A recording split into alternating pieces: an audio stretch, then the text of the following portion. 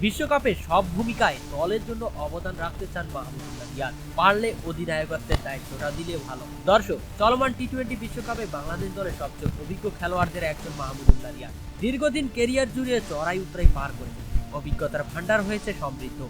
দুই ফরম্যাট মিলিয়ে বিশ্বকাপে বাংলাদেশের সেরা কয়েকটি পারফরমেন্স এসেছে তার ব্যাট থেকেই। আরেকটি বিশ্বকাপে তাই তার কাছে দলের চাওয়াটা থাকবে একটু বেশি। এই প্রত্যাশা পূরণে শতভাগ প্রস্তুত রয়েছেন এই অভিজ্ঞ ক্রিকেটার নিজেই। তিনি বলেন, দলের ভালো করার জন্য যে কোনো উপায়েই অবদান রাখতে চাই আমি।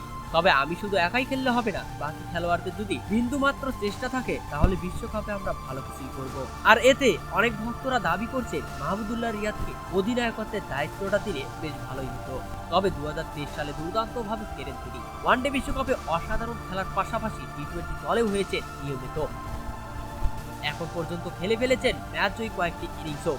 বলতে গেলে মাহমুদুল্লাহ রিয়াদের মতো এখন আর বাংলাদেশ জাতীয় দলে তেমন ভালো ব্যাটসম্যানই নেই। তাই দীর্ঘদিনের চড়াই উতরাই শেষে অভিজ্ঞতা অর্জন করে মাহমুদুল্লাহ রিয়াদ বলেন, এই বিশ্বকাপে দল যখন যেভাবে আমাকে চায় ওই সেরাটা দিয়ে চেষ্টা করব।